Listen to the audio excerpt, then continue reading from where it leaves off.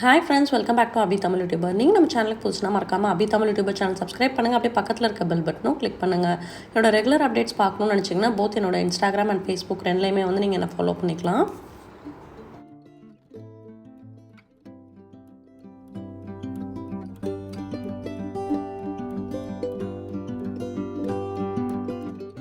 இந்த vlog வந்து ரொம்பவே ஒரு இன்ட்ரெஸ்டிங்கான vlog-ஆக இருக்க போது. ஒரு சூப்பர் இன்ட்ரெஸ்டிங்கான வாஷிங் மிஷின் அண்ட் ட்ரையர் ரெண்டை பற்றியுமே நம்ம பார்க்க போகிறோம்.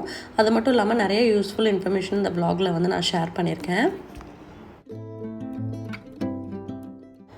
இந்த vlog-ல வந்து பார்த்திங்க அப்படின்னா லஞ்சுக்கு வந்து சூப்பரான மஷ்ரூம் பிரியாணியும் பன்னீர் 65 தான் இன்றைக்கி பண்ணியிருக்கேன். அது மட்டும் இல்லாமல் என்னோடய யூட்டிலிட்டி ஏரியா டூரும் வந்து இந்த vlog-ல வந்து டீட்டெயில்டாக பார்க்கலாம். வாங்க வீடியோக்குள்ளே போயிடலாம்.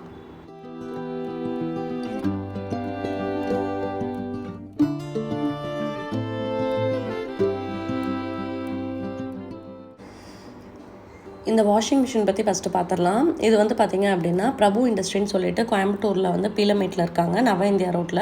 அவங்க டீட்டெயில்ஸ் எல்லாமே வந்து நான் டிஸ்கிரிப்ஷனில் கொடுக்குறேன். இந்த வாஷிங் மிஷின் வந்து எங்கள் ஃபேமிலியில் வந்து பார்த்திங்கன்னா நிறைய வீட்டில் வந்து நாங்கள் இதான் யூஸ் பண்ணிகிட்ருக்கோம். எங்கள் அத்தை மாமா துணி வந்து அவங்க இதிலே போட்டு துவைச்சிப்பாங்க. ஸோ இந்த மிஷின் யூஸ் பண்ணி எப்படி துவைக்கிறது அப்படிங்கிறது தான் இன்றைக்கி நான் வந்து காட்ட போகிறேன். ஸோ வந்து எப்போவுமே வந்து பார்த்திங்கன்னா யூட்டிலிட்டி ஏரியாவில் தான் வச்சு துவைப்பாங்க. பட் உங்களுக்கு டீட்டெயில்டாக வீடியோ எடுக்கணும் அப்படிங்கிறதுக்காக நான் இங்கே வச்சு எல்லா கனெக்ஷன்லாம் கொடுத்து வச்சுருக்கேன்.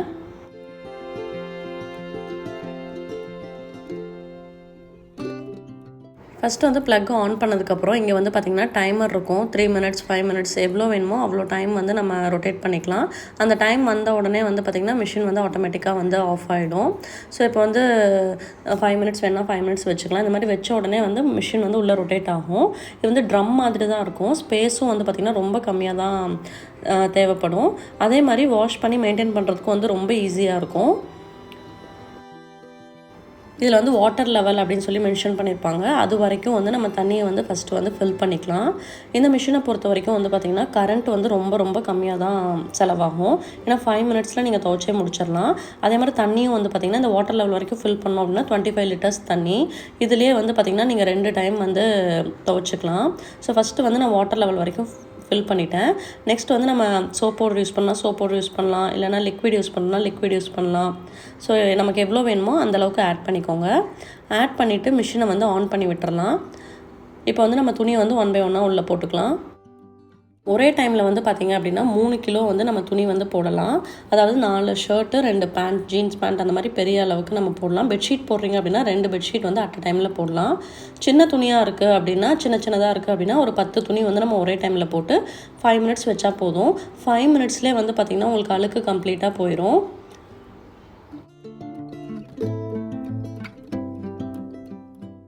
பெரிய ஜீன்ஸ் பேண்ட் 2, அதுக்கப்புறம் வந்து பார்த்திங்கன்னா சின்ன துணிங்க மொத்தமாக வந்து நான் 10 துணி வந்து உள்ளே போட்டிருக்கேன்.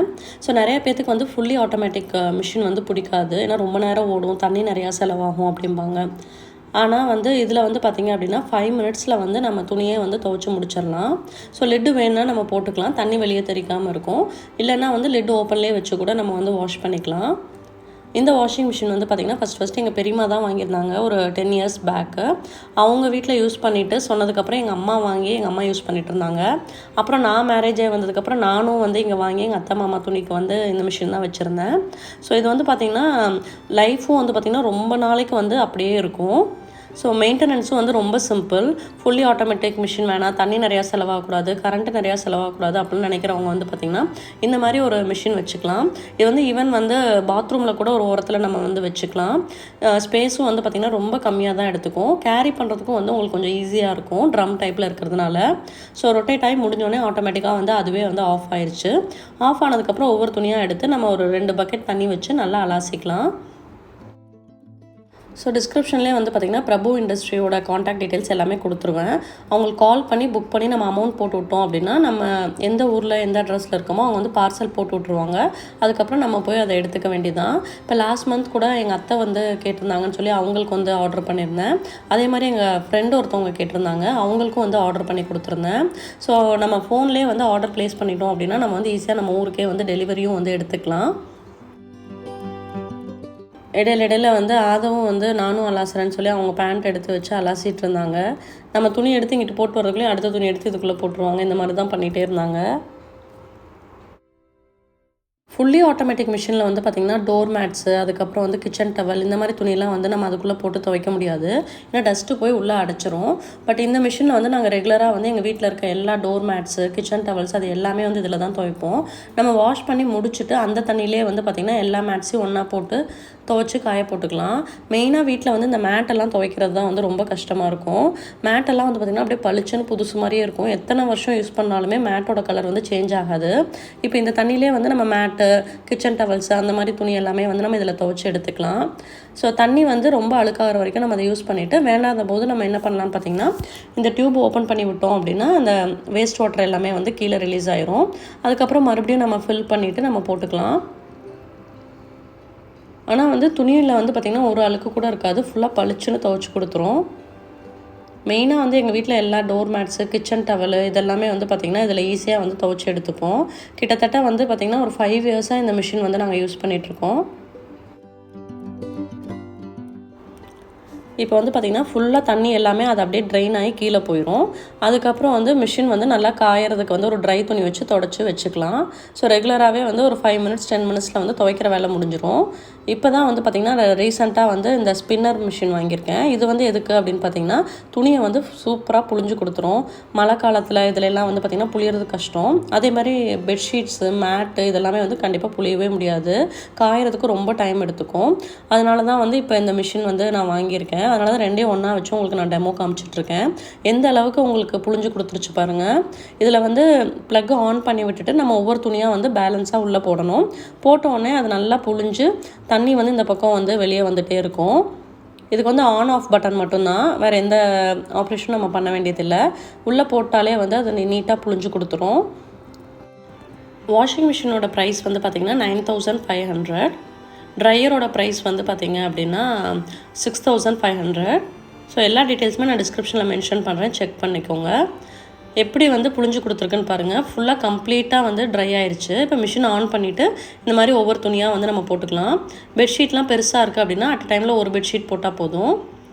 ஸோ இப்போ தண்ணி பூரா புழிஞ்சு வெளியே வந்துடும். அதுக்கப்புறம் நம்ம கிளாத்தை எடுத்துக்கலாம். இதில் இன்னொரு அட்வான்டேஜ் என்னென்னு பார்த்திங்கன்னா துணி ஒன்று கூட நமக்கு வந்து சுருக்கமாகவே இல்லை, நல்லா நீட்டாக புழிஞ்சு தான் கொடுக்குது.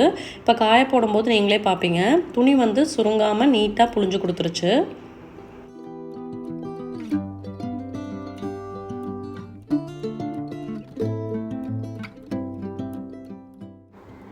இப்போ வந்து துணியும் வந்து பார்த்திங்க அப்படின்னா எல்லா துணியுமே வந்து நான் புழிஞ்சு எடுத்துட்டேன். புழியறதுக்கும் வந்து பார்த்திங்கன்னா உங்களுக்கு 1 மினிட் அந்த மாதிரி தான் ஆகும். இப்போ காய வச்சிடலாம். ஸோ மழை காலத்தில் இதிலெல்லாம் வந்து பார்த்திங்கன்னா காய வைக்கிறது ரொம்ப கஷ்டம். பட் இதில் வந்து ஈஸியாக நம்ம காய வச்சுக்கலாம். அதே மாதிரி தண்ணி வந்து பார்த்திங்கன்னா ஒரு பொட்டு கூட தண்ணி இருக்காது. கம்ப்ளீட்டாக ஃபுல்லாக வந்து உங்களுக்கு புழிஞ்சு தான் வருது. துணியும் வந்து சுருங்கவே இல்லை. இப்போ ஷர்ட் எல்லாமே வந்து பார்த்திங்க அதில் தான் போட்டு புழிஞ்சு எடுத்திருக்கேன், டிஷர்ட் எல்லாமே. பட் ஒரு சுருக்கம் கூட கிளாத்தில் இல்லை பாருங்கள். மெயினாக வந்து பெரிய பெரிய வெயிட்டான துணியெலாம் வந்து கையில் புழிஞ்சு போடுறது வந்து ரொம்ப கஷ்டமாக இருக்கும். அதுக்கு இந்த ஸ்பின்னர் வாங்கிட்டோம் அப்படின்னா இது வந்து நல்லா ஈஸியாக வந்து நமக்கு புழிஞ்சு கொடுத்துருது. அதுக்கப்புறம் நம்ம வந்து இதை வந்து மெயின்டெனன்ஸுங்கிறது ஒன்றும் இல்லை, வெளியே வந்து ஃபுல்லாக தொடச்சி வச்சுக்கலாம். அதே மாதிரி உள்ளே ட்ரை பண்ணிவிட்டு அப்படியே வச்சுக்கலாம். ஜஸ்ட் இந்த ப்ளக்கை ஆன் பண்ணி ஆஃப் பண்ணி போடுறது தான். ஆப்ரேட் பண்ணுறதும் வந்து ரொம்ப ஈஸியாக இருக்கும்.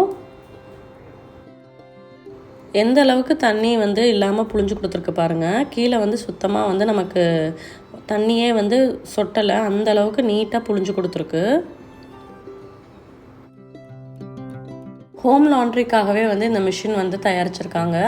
அவங்களுக்கும் இந்த மாதிரி மிஷின் வேணும் அப்படின்னா கீழே இருக்க காண்டாக்ட் டீட்டெயில்ஸ் நீங்கள் செக் பண்ணி அவங்கள்ட்ட வந்து டைரெக்டாக பேசிக்கலாம். எல்லா டீட்டெயில்ஸுமே நான் டிஸ்கிரிப்ஷனில் கொடுக்குறேன், செக் பண்ணி பாருங்கள். இப்போ லஞ்ச் ப்ரிப்ரேஷன் வந்து ஸ்டார்ட் பண்ணலாம். இன்றைக்கி லஞ்சுக்கு வந்து சிம்பிளாக வந்து மஷ்ரூம் பிரியாணி தான் செய்ய போகிறேன். ஸோ அதுக்கு வந்து ஒரு பாத்திரத்தில் வந்து கொஞ்சமாக வந்து நெய் விட்டுருக்கேன். காரத்துக்கு வந்து 3 பச்சை மிளகா, கொஞ்சமாக வந்து புதினா கொத்தமல்லி வந்து ஆட் பண்ணியிருக்கேன். புதினா கொத்தமல்லி வந்து நல்லா இந்த எண்ணெயில் ஃப்ரை ஆகும்போது அந்த பிரியாணி ஃபுல்லாகவே வந்து இதோட ஃப்ளேவர் இருக்கும். 2 பெரிய வெங்காயம் வந்து சாப் பண்ணி வச்சுருக்கேன், அதையும் வந்து இதில் ஆட் பண்ணிக்கலாம். பெரிய வெங்காயம் வந்து கொஞ்சம் நேரம் வந்து நல்லா வதங்கட்டும்.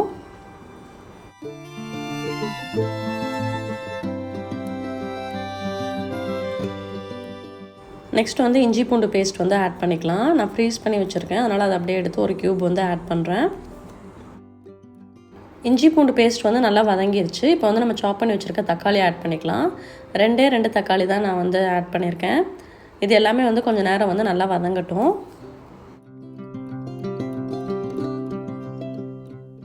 பிரியாணிக்கு வந்து பார்த்திங்கன்னா மூன்ஃபி பிரியாணி மசாலா வந்து 2 டேபிள் ஸ்பூன் வந்து நான் ஆட் பண்ணுறேன். அதனால தான் வந்து தாளிக்கிறதுக்கு வந்து எந்த பிரியாணி ஐட்டம்ஸுமே நான் போடல. இதில் வந்து 2 ஸ்பூன் போட்டோம்னா போதும், வேறு எதுவுமே நம்ம வந்து ஆட் பண்ண வேண்டியதில்லை. ஆல்ரெடி இந்த மசாலா வச்சு எப்படி வந்து நான்வெஜ் பிரியாணிலாம் பண்ணணும்னு சொல்லி நான் வ்ளாகில் வந்து ஷேர் பண்ணியிருந்திருப்பேன். அந்த வ்ளாகோட லிங்க்கும் டிஸ்கிரிப்ஷனில் கொடுக்குறேன், நீங்கள் செக் பண்ணி பார்த்துக்கோங்க. ஒரு பேக்கெட் மஷ்ரூம் வந்து சாப் பண்ணி வச்சுருக்கேன், அதையும் வந்து இதோட ஆட் பண்ணி நல்லா வதக்கிக்கலாம். மஷ்ரூம் வந்து கொஞ்சம் நல்லா தண்ணி விடும், கொஞ்சம் நேரம் மஷ்ரூம் வந்து நல்லா வதங்க விட்டுறலாம்.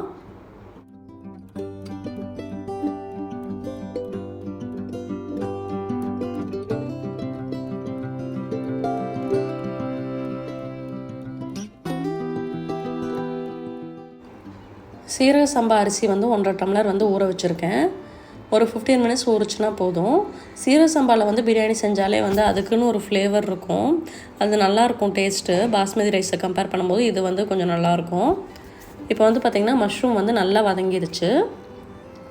தண்ணி வந்து பார்த்திங்க அப்படின்னா 1.5 டம்ளருக்கு வந்து 3 டம்ளர் தண்ணி வந்து நான் ஆட் பண்ணுறேன். தண்ணி வந்து கொஞ்சம் நேரம் வந்து கொதிக்கட்டும்.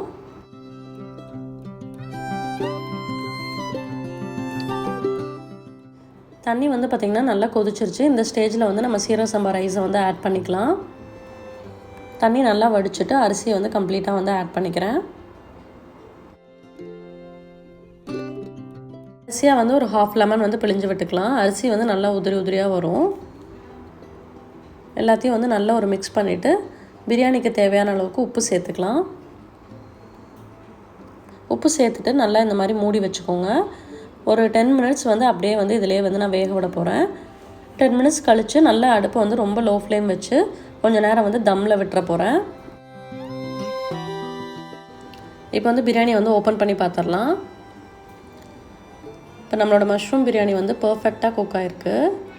ஸோ இங்கே பாருங்கள், ரைஸ் வந்து நல்லா உதிரி உதிரியாக வந்திருக்கு.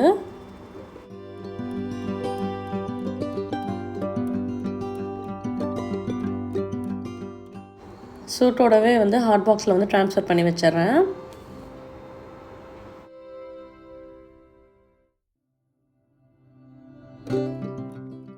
நெக்ஸ்ட் வந்து பார்த்திங்க அப்படின்னா பன்னீர் 65க்கு பன்னீரை வந்து சின்ன சின்ன க்யூப்ஸாக கட் பண்ணிவிட்டு நார்மல் சில்லி சிக்கன் மசாலா போட்டு மேரினேட் பண்ணி வச்சுருக்கேன். ஒரு 20 மினிட்ஸ் வந்து அப்படியே மேரினேட் ஆகிட்டு இருக்கட்டும். அதுக்கப்புறம் ஃப்ரை பண்ணோம்னா நல்லாயிருக்கும். அதனால் இந்த மாதிரி கண்டெய்னரில் போட்டு மேரினேட் பண்ணி வச்சுட்டேன். தயிர் ஊற்றி வச்சாச்சு. நம்ம செஞ்சு வச்ச மஷ்ரூம் பிரியாணியும் வந்து ரெடியாக இங்கே இருக்குது.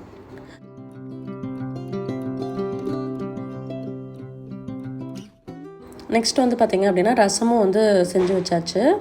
பிரியாணிக்கு வந்து தயிர் வெங்காயம் இருந்தால் தான் நல்லாயிருக்கும். அதனால் வெங்காயம், கொத்தமல்லி, கறி லீஃப், மாதுளம்பழம், உப்பு போட்டு எல்லாம் கலக்கி வச்சுட்டேன். தயிர் மட்டும் ஆட் பண்ணணும். ப்ளைன் ரைஸும் கொஞ்சம் வச்சுருக்கேன், ஏன்னா ரசம் தயிர் அதுக்கு வேணும் அப்படின்ட்டு. ஸோ மெயினாக வந்து லஞ்ச் ப்ரிப்ரேஷன் வந்து முடிஞ்சிருச்சு. இப்போ பன்னீர் 65 மட்டும் பொரிச்சு எடுத்துக்கலாம். புரட்டாசி மாதத்துக்கு ஆப்டான ஒரு லஞ்ச் காம்போ தான் மஷ்ரூம் பிரியாணி அண்ட் பன்னீர் 65. இந்த பன்னீர் 65 வந்து பார்த்திங்க அப்படின்னா நீங்கள் வந்து ஈவினிங் ஸ்நாக்ஸுக்கு கூட இந்த மாதிரி ட்ரை பண்ணலாம். கிட்ஸ் எல்லாமே வந்து பார்த்திங்கன்னா விரும்பி சாப்பிடுவாங்க.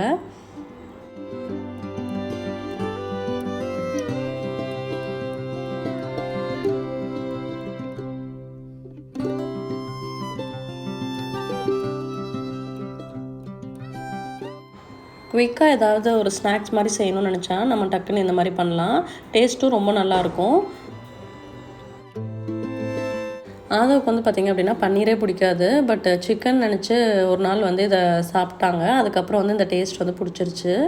ஸோ அதனால் ஆதவுக்கு தான் வந்து ஃபஸ்ட்டு செஞ்சு கொடுத்தேன். டூத் பிக் வச்சு குத்தி குத்தி சாப்பிட்டுட்டு இருந்தாங்க. குழந்தைங்களுக்கு வந்து இந்த மாதிரி செஞ்சு கொடுத்தீங்க அப்படின்னா நல்லா விரும்பி சாப்பிடுவாங்க.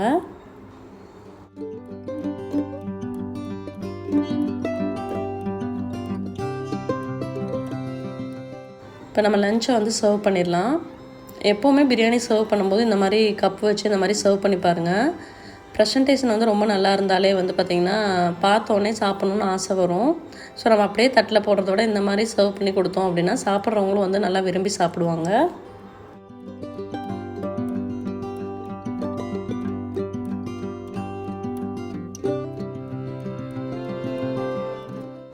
கண்டிப்பாக நீங்களும் இந்த மாதிரி ஒரு காம்போ லஞ்சை வந்து ட்ரை பண்ணி பாருங்கள். இந்த ரெசிபி பிடிச்சிருந்துச்சு அப்படின்னா மறக்காமல் கமெண்ட்லேயும் ஷேர் பண்ணுங்கள்.